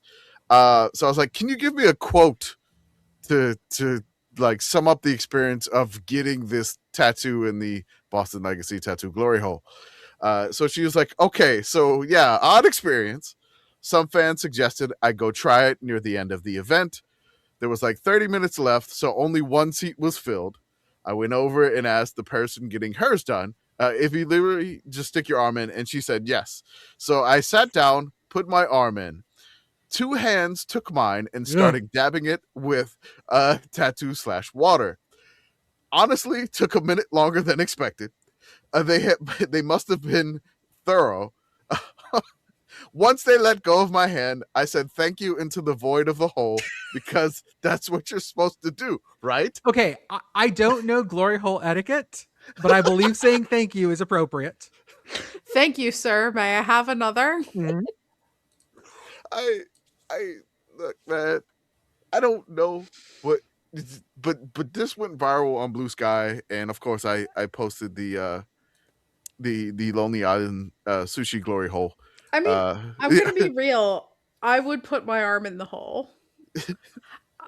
I will say the only thing I have to say about this is that this is set up so that you can only put your right arm in the hole unless you are willing to sit on the chair backwards like a youth Yeah. pastor. That's right. AC Slater, that chair. Yeah, so it's just it was weird. It's just like it just looks like there's like normal chairs. It doesn't even look like there's anything comfortable. I mean, you're not going to sit there that long. It's not like you're getting an actual tattoo where you have to like sit. No, it's just the wall just says mystery tattoo, and I'm like, I don't know. But I mean, what you got looked nice. It was like a circle. It says day 1, and then Boston Legacy like logo in the middle of the soccer ball, and the date of their first game, which is March 14th, 2026. So looking forward to the NWSL season, and because look, Boston Legacy has had some very interesting things happen already, and they have not played a game yet. So I don't necessarily know what's going to happen there. But yeah, tattoo glory hole. Imagine that. Imagine that. Hear us out. Dunkin' out. Donuts is It's a selling good idea. Yeah, speaking of Boston, Yeah. Dunkin' Donuts is selling 48-ounce containers of drink. but not everywhere. Not everywhere. They're Really? testing it out. No, it's Yeah. not available everywhere. It's only available in like Massachusetts and various other places. And as a person who would gladly consume 48 ounces of iced coffee, I'm kind of upset about this. I would split this. I could do this myself, but definitely with the weekend when we got the both kids, my wife and I would split this. Oh yeah, you do it Yeah. like a fishbowl. It's like a Yeah. coffee fishbowl. That's right. We're eating breakfast. The kids are eating breakfast, and we're 2 just doing straws. that's right. Romantic, breakfast. I Well, the want to know. 3-year-old eats the munchkins, and we're just like, hey, this is our life now. Also, like there's you look at the picture on the beverage bucket, which is a 48-ounce container. You can get a strawberry dragon fruit lemonade refresher for $8.19, blueberry cobbler iced latte for $10.59. I would love to know how many espresso shots are in that, by the way. Woo. Or a caramel cocoa iced coffee for $7.99. There's a lot of ice in there. It Yeah. is filled It's to a the brim lot with of ice. ice. Yeah. I feel It like is. it's probably not actually that much bigger than a Dunkin' Large, which is really big. It's probably like 30 ounces. Yes, I- it's 30. I want to say that I watched a short from Katie Nolan, Katie Nolan on her Casuals podcast. She was talking about this, but like the bucket, you would be able to fit it in your cup holder. Like it would just be shrunk down at the very bottom. Oh It yeah, has a little cup holder like part having to a the bottom. Stanley where it's Like like just the small at the bottom. Stanley, and then Yeah. it's like expands and it's just a giant bucket. And I was like, I would like the 48-ounce Dunkin' iced coffee bucket with the cup holder option.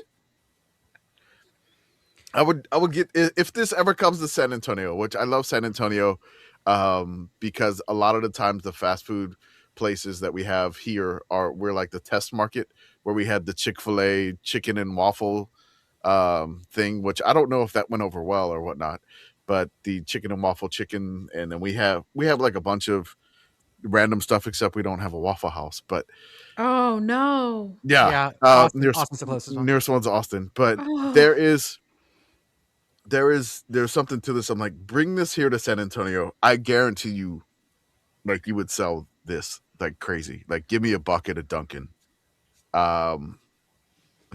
Would you call it something different besides like a? Bucket of Dunkin' is an objectively bad idea, but I would gladly die drinking it. Is like where I'm at. My heart would explode between Yeah. that and the Ritalin. So I actually don't know that my heart would explode because I make my own.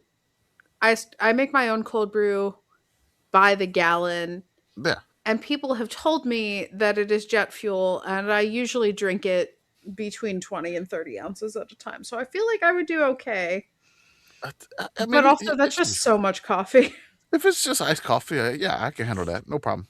Yeah. I mean, we're not adding the espresso shots in here. Yeah, we're fine. I used to be on a group chat thread of guys who would drink large amounts of iced coffee and then go to the bathroom on company time. And so we would text each other when this happened. I mean, yes, boss makes $1, you make a dime, etc., etc., etc. On company time, yeah. Yeah. You Other, would just text each other with, like, this was the whole point of the group chat. yeah, Hey, Jordan, guess what? that's basically, Guess yeah, it was what? like, You yeah, are actually not the first person I have known to have a group chat like this. there you go. Why are men? Okay. We have new Peeps flavors. Kamish got to see the frosted strawberry and the Sunny D one today. I didn't see Sunny D today. I Okay, didn't see Frosted strawberry, what kind, Jordan? Pop Tart, my bad. Peep Tart. Peep Tart. Peep tart. Kamish, you saw the sour watermelon one. Yes, which was not one of the ones apparently this year. Which I saw sour watermelon. I saw the Dr. Pepper one too, I've seen, but yeah, I've that seen those. that is an older version of The that. Dr. Peepers. The Dr. Peepers. So they had two other ones: the Sunny D Peeps and the Chili Lime Mango Peeps. Which I didn't see either one of those, but apparently the Chili Lime Mango one is a Kroger exclusive peep. Bullshit. Oh, that means I can't get them? I mean, What the hell? this is what people have told me. I want chili I mean, lime mango peach. this is not uncommon for these like stunt flavors. I know. to- Whoa. Stunt flavors, sir? These are going to be around forever, okay? I'm also like This is my like, personality, Dad. concerningly interested in Sunny Deeps. Yeah. Sunny Deeps. Sunny Peeps. Sunny Deeps. I mean, my question about this with the Pop Tart one: do these peeps want to be eaten? Because that's now a question that I have to. That's true. I'm not sure about it. Peeps? Peeps want to be eaten, I right? think the peeps yearn to be I eaten. I thought all Pop Tarts wanted to be eaten, but then the protein one chickened out. The So, protein one's a heretic. No, I think the peeps want to be eaten. I do think that they want to be left to get a little bit stale before you eat them, though. They want to be a little bit crunchy on the outside. Oh, I hate that. No, that's what's good about peeps. No, I want them soft. I wrong. want them soft and chewy. No, crispy. I Crispy. can eat them peep. either way. I love, like, it's like, hey, I'm gonna break open the cellophane, and I'll have the first one, And and then then, you like, let the rest of but them let get the rest stale. of them like get Oh. stale, like out for like a day or two. Because I'm not housing peeps, honestly. That's the No. last thing I'm probably going to in the Easter basket is the peeps. But I'm still gonna eat them. So like you eat the one, you're like, okay, what am I doing with all this marshmallow stuff here? And then you go back to them. You return in like a day or two, and they're a little bit and they're good. It's kind of like lasagna. You leave the peeps out. for a day, and Then Oh, the that's- flavors it tastes better. get to know each other. No, that's not how any of this works, guys. Crispy peep. The Crispy first peep is good, and then every peep after the first is garbage. Because the minute they touch air, they're Is bad. it like the returning? Is it like the donut theory? Like the first donut is like the best, and then you're just trying to chase the donut high after that. every bite of your food's that way? The first bite's Like the best bite. heroin, actually. Uh huh. I've. Is that what donuts like? Yes. Yeah. Basically, Like heroin. Okay, sure. I wouldn't know. the To be idea- clear, I also don't know. I just like the 1975. Oh, I know. What? Oh, Dartmouth. The chili mango lime actually sounds like the best one. I like those flavors a lot. That's my jam. That's my South Texasness coming in. I would. Right. They just sound really good. I did see that someone has come up with a peep she roll, which is a Rice Krispie treat wrapped in a fruit by the foot like sushi. Oh no, that's too much. It's too Like much. peep Rice Krispie, yes. Fruit by the foot, no. Wait, there's another peep. It's like a butterbeer peep. Oh no, ugh, too sweet. Wait, it's a different thing? But like chili lime mango peep is basically just Tajine mango peep, and I'm into that. Okay, I see more peeps. There's Rice Krispie treats, peeps. Yeah. So Rice Krispie peeps. Yes. And then Rice Krispies. there's like a Harry Potter butterbeer peeps. No. I've never watched Harry Potter either. Thumbs so- down. It's like butterscotch flavored. It's very sweet, and like doing that with marshmallow, thumbs down. In addition to the fact that like doing Harry Potter merchandising in the year of our Lord 2026. you go to the images of like chili lime mango peeps, and there's like so many influencers like, we tried these peeps a day ago, and here's our reaction. Mm-hmm. That's your next step, Kamish, Okay. is react videos to popular Sure. food items. I mean, They should make friend mini of the peeps. show, Mike Golick.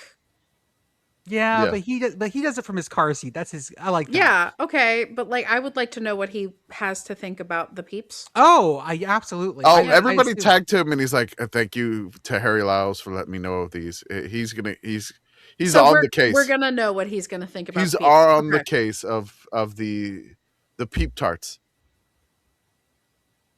Let's go into some basketball.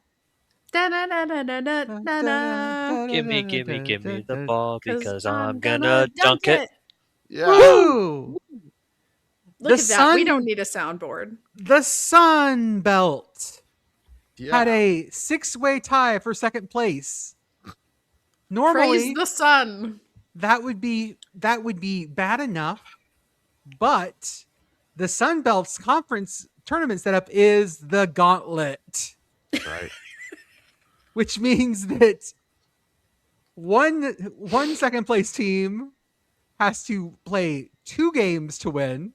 Yeah. And one has to play, I believe, 5. 5. Yes. Oh no! Disaster! What a bad idea! I'm not really too broken up about it because the team that's got to play the 5 is Arkansas State. So Yeah. I'm being a hater here for that. Yeah, so but Marshall.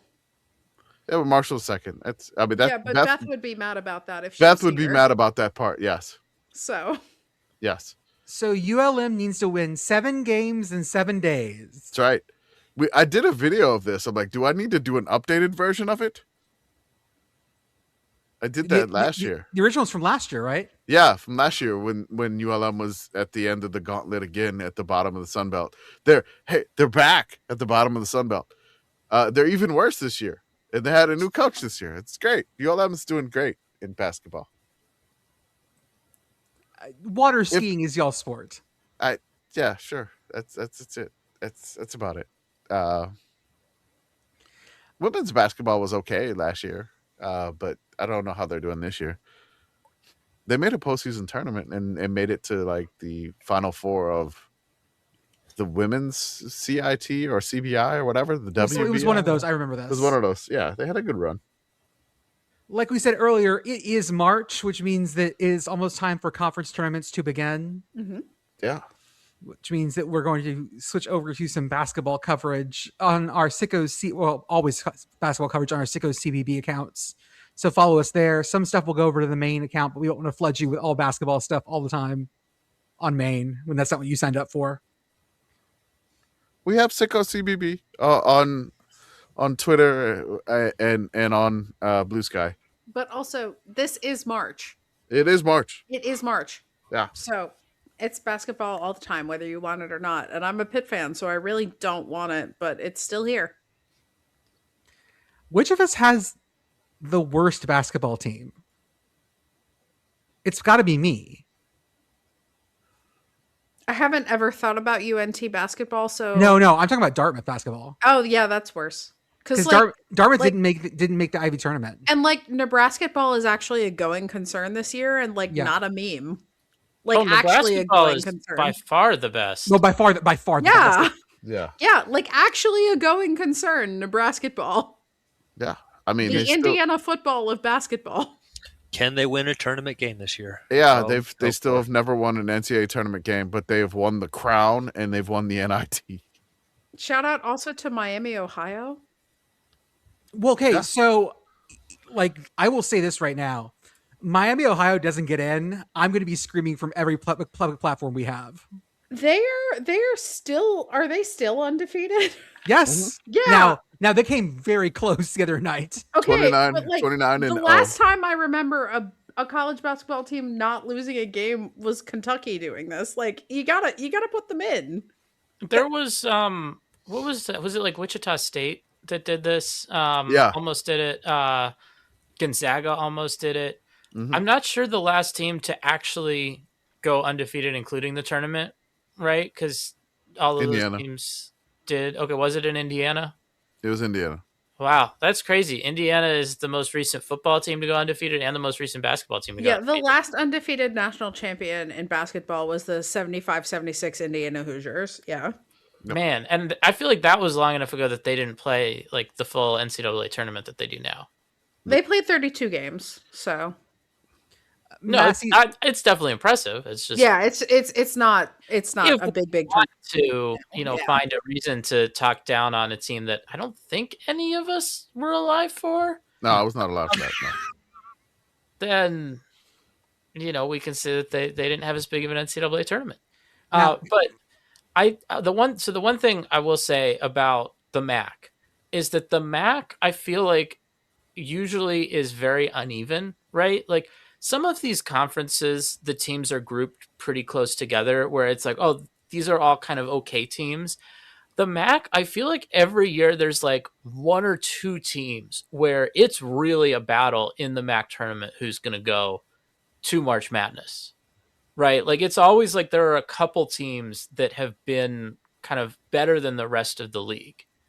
And, they're never typically able to get anything going in non-conference, which means that it's never really a threat for a two-bid league, despite having these good teams. But like the MAC tournament is one of the more entertaining conference tournaments because there are teams that, that they're good, but they have to play each other.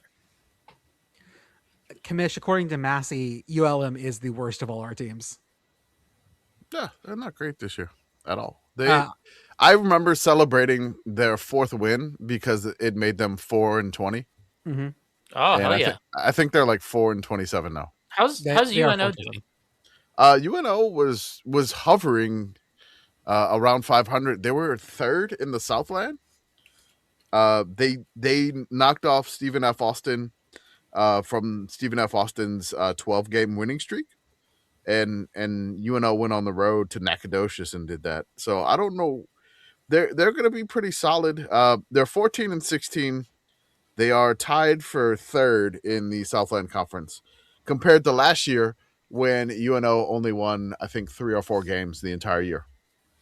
Yeah. Every time you talk about UNO, I think about my UNO. It I'm is the so- wrong UNO. So when you mentioned it, I looked up Omaha first. Yeah. It is not Hey, Omaha. It you is say the that, I'm University of just New like- Orleans. Uno? Uno. Sorry. Uno. Uno. The Privateers, or I forget what Mavericks. the Mavericks. Yeah, I know they have like a bull, but I'm like, they're not the Bulls. Yeah. So I was like,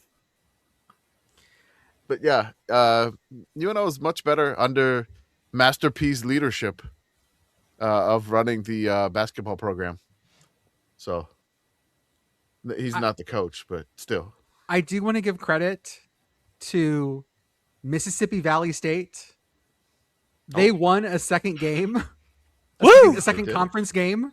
Yeah. They won an away game. Yeah. It was at Arkansas Pine Bluff.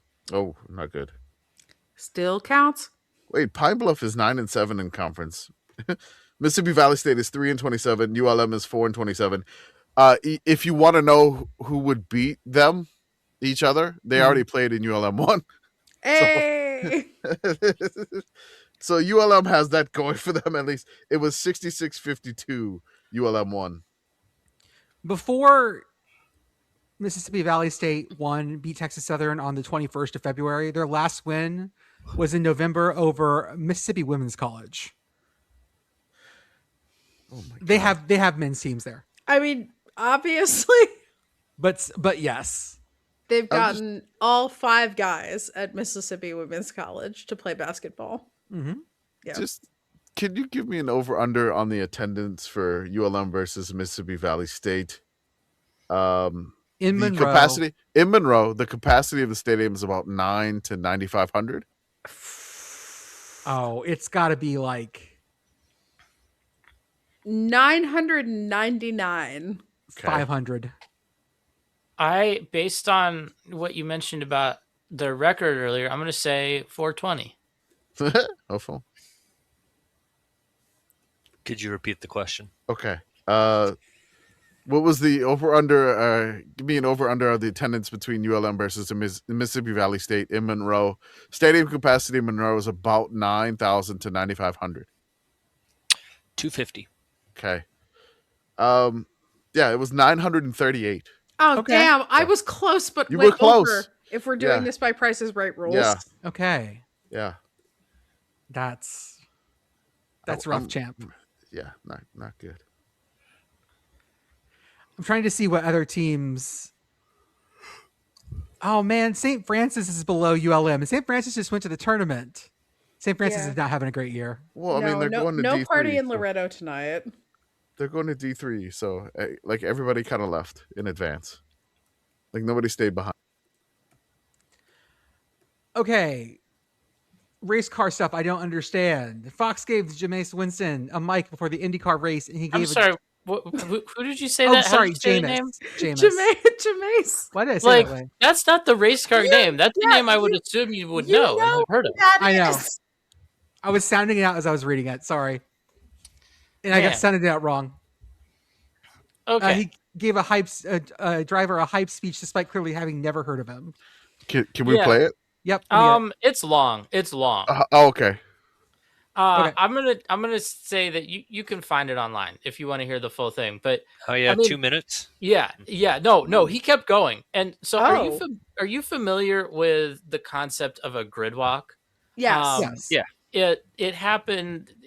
F1 didn't start it. Like I remember the late Robin Miller's grid runs because he wasn't just walking; he was running to talk to everybody. But the concept, right?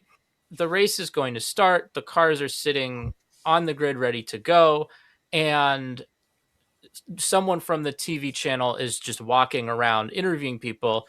And the grid typically, like the drivers are, standing by their cars, but then you'll also have, other people affiliated with the team, celebrities. That's a big one that's happened more and more. So, it's become a thing now that every like motorsports broadcaster is like, oh, we have to do a grid walk, right? Because F1 does it and it's a big hit. But IndyCar's grid walk today, pretty much exclusively, like it was just their reporter, Jack Harvey, who does the grid walk, walks up to Jameis Winston and Jameis. yeah, and starts talking. And this is like it's never a hard hitting interview in a grid walk, right? Like it's always just like, oh, like what are you doing here? Like how cool is it to see the cars in person? That sort of thing, right? But Jameis Winston, of course, very excited to be there. Oh yeah. And he's just standing next to one of the cars. Now, this driver is a rookie. This is his first career IndyCar race, and he's from Norway. Mm-hmm.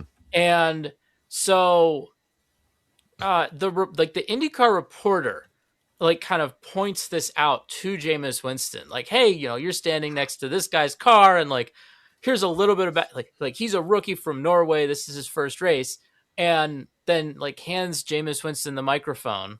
And then he says like, what advice would you give him?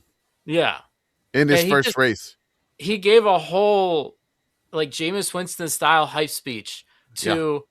I'm guessing, like, I don't know, maybe they follow the NFL a bit in Norway, but I'm guessing that this driver Dennis Hauger did not know who Jameis Winston was.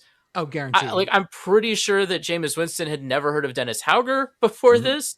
Doesn't matter. But let me tell you, it was electric. And you know what? Once the race got going, Dennis Hauger ended up finishing in the top 10.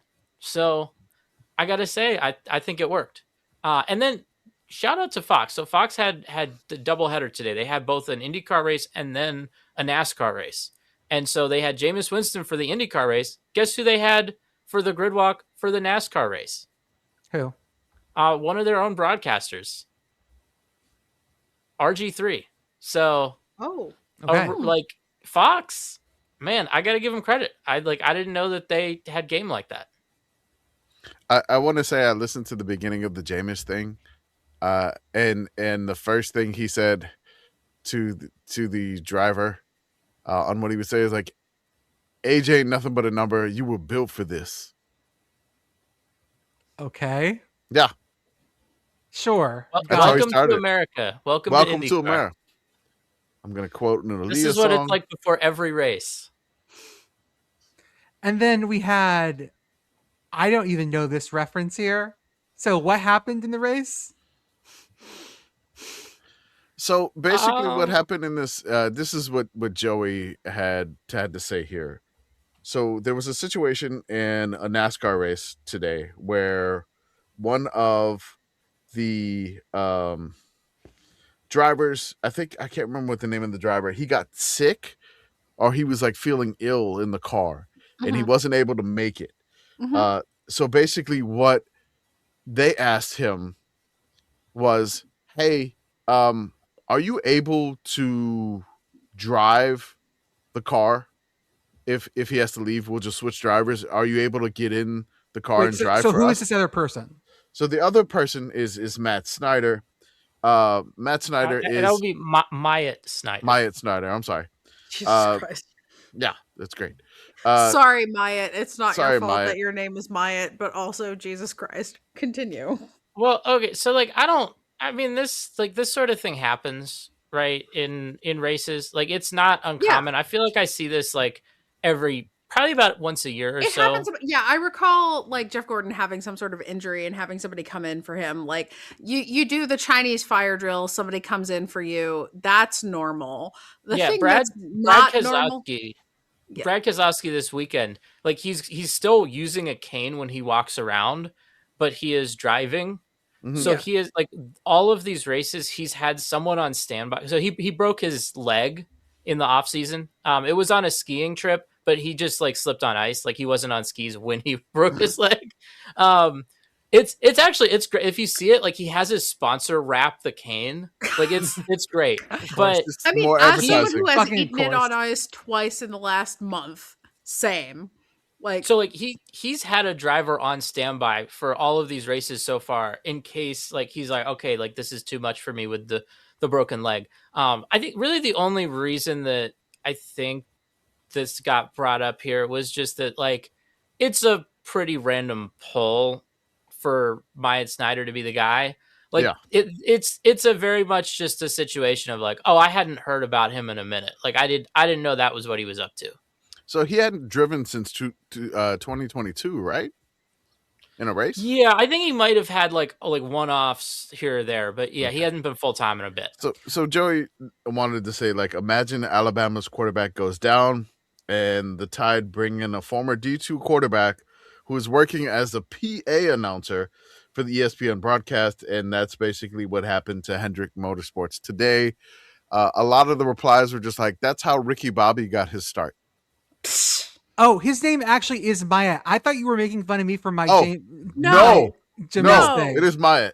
No. Oh, I thought you were just making fun of me. It's like Wyatt, but the W's upside down. His name is Myatt. Gurney Myatt Snyder. Holy shit. We don't have enough Gurneys anymore. What? This is the first gurney I've ever heard of. I have questions Gurney Halleck. for his parents. Okay. They named him after a thing in a hospital, and then they made his middle name Myatt. Y'all aren't ready for NASCAR names. We got to move on. I've been ready for NASCAR names. This is a new one for me, Arthur. Myatt. In our last couple bits of news from the AP, callers to Washington State hotline press 2 for Spanish and get accented AI English instead. Beautiful. Yeah. Great job, AI. I just wanted to mention this because it is the funniest thing I've seen all week. That, like, it is a legitimate problem, right? There's a Spanish language services for a reason. Yes. But man, imagine pressing that button and then just hearing English, but with a Spanish accent. And imagine this for other, imagine this for, like, Italian.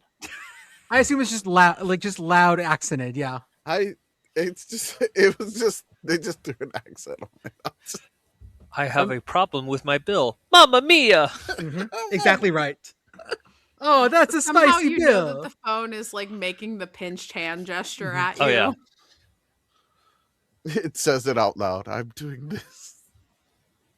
Okay. And our last thing, Arthur, Commish, have you watched it yet? I've watched both episodes. Okay, so Commission Arthur, tell me about the rise and fall of Reggie Dinkins on I'm sorry, NBC. you said that wrong. The fall and rise of Reggie Dinkins. That's right. Yeah, they flipped it. Yeah, they did. You know, This switch is things up. This is Daniel Radcliffe and Tracy Morgan. Yes. So I have some kind of notes here. First of all, I would just like to describe the show real quick. It's sort of a mockumentary, but it is more like the documentary is more in front of the camera than something like, say, The Office or Parks and Rec. Where, like, in The Office or like Parks and Rec, it, like, you don't really see like the production crew. Where, like, this one, Daniel Radcliffe is playing the director of the documentary. And there are all these shots where, like, you see the documentary crew. Like, they are making a documentary, but you're not necessarily just watching the documentary. That's right. Like, you're watching them make the documentary. This is also, like, it's very much in the 30 Rock style. So I know, like, you know Tracy Morgan, obviously, from 30 Rock, but one of the creators of this show, Robert Carlock, was also one of the co-creators of 30 Rock. And so it's a very similar kind of comedic style where there are a lot of throwaway jokes that then just, like, cut to a very brief clip of, like, something from the joke. Mm-hmm. Yeah. And then it just goes back to the episode. You know, obviously just watching the first couple episodes, I would say that some, like, especially a style like that, where you're trying to be really joke dense, like, it'll take you a little bit to get in a rhythm and really get going. So I'm definitely going to give this several more episodes of watching it before I, you know, give a verdict. But the big reason I wanted to actually bring this up here after we joked about it was, so if you don't know the premise of the show, right, Tracy Morgan is a retired football star, retired star running back. And he is trying to make this documentary to boost his Hall of Fame candidacy. I don't know if this is at all specifically a dig at Bill Belichick and or Robert Kraft. who are trying to make various media products to furnish their Hall of Fame. I'm taking it candidacies. based off of what happened to him. I feel like it's kind of a dig at Pete Rose in a way too. Well, yes. So Yeah. the backstory for him is that he ended up getting banned from football for gambling, and of course we get a cutaway, the cutaway style joke there to him calling into some sports talk show, but then like trying to place a bet and thinking he's on the phone with his bookie. So because of this, he has like a football backstory. So you guys want to guess where Tracy Morgan's character, where Reggie Dinkins went to college, where he was a star player? I'm gonna go with Arizona State. He's like green and yellow. Oregon? Was it Rutgers? It is Rutgers. And Commissioner's that's why- holding that's That's the- why I'm Commissioner's wearing the pretty shirt. proud of I'm his like Rutgers. holding the Oh my shirt. I'm like giving you a hint. Oh my god. Yep. It was Rutgers. Rutgers update. I, Yeah, I Rutgers up there. Rutgers Rutgers. mentioned. More This- Rutgers in the episode again. I'm pretty sure that they just picked Rutgers because the show is filmed and set in New York. And Yeah. they were like, oh, that's the closest one we can go with. it is New York City's football team. It Mhm. is. It It is. sure is. So here's another bit of kind of a note this is from episode 2. In the Reggie Dinkins canon, which team that does not have a live animal mascot in real life does have a live animal mascot in The Fall and Rise of Reggie Dinkins? Which NFL team? No, this is college the football college team. team. This is Did a they college give football Rutgers a team. horse? No, No, it is not. It is a team that in this It's in the Big Ten. canon, it's in the Big Michigan.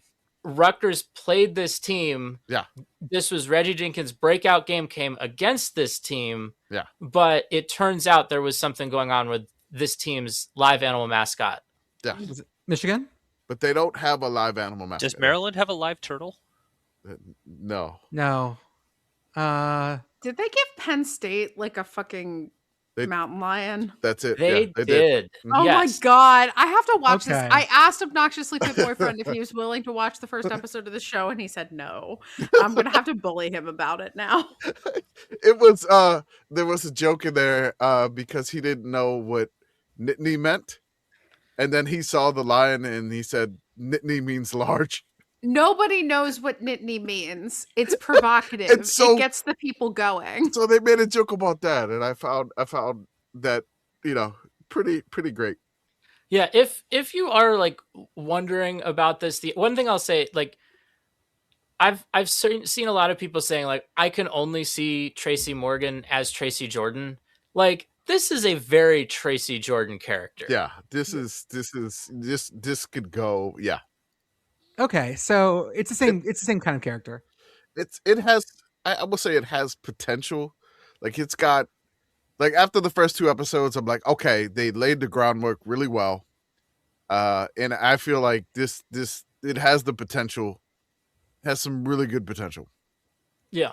The one thing I'll say, so the thing about 30 Rock, I think what made 30 Rock arguably like one of the greatest comedies of all time Mhm. is that they were making this show about making the show that they had been making, right? Like Yeah. by making it about like a show set behind the scenes at SNL, right? They don't call it SNL, but it's SNL. Mhm. The girl By show. making it specifically something that they knew really well, I think that made the show work really well. Mhm. And actually, when they were developing 30 Rock, like Tina Fey's original idea was for it to be behind the scenes at like a news show, right? Like some, I don't know, like CNN or MSNBC type thing. It would have been MSNBC because it was an NBC show. But like one of the things when they actually were working on it was like, you should make this show about like what you're familiar with. And so I am kind of curious about how the sports angle is going to hold up with this show, because I don't know how much, sports media or just general sports experience the people making this show have. Like, I don't know yet if they're ball knowers. And so that's what I'll be watching for. Is just like, do these people know ball? Because if they do, I think there's a lot to work with. there was one really funny thing that I found out. Like they were pounding people with ads for this show, like just tons of ads, Oh, everywhere. just Everywhere. tons of ads over and over again for it. And so I'm watching the show, and it goes to commercial break, and then I get 2 back-to-back ads for the fall and rise of Bridget Mhm. as I'm watching the motherfucking show. What? Oh, I hate when that happens. I'm like, I'm watching it. Why do I need an ad? I'm here already. Because they already bought the ad time on the Olympics, and somehow the Olympics didn't run over. Oh my god. Okay, that's what we got for this week. We've covered, God, a little of everything, I guess. I hope everyone has a good week, and we will see you guys on Thursday for our next episode. I mean, Thursday for them, Tuesday for us. Linear time was a mistake. That's right. Spring forward soon. Oh God.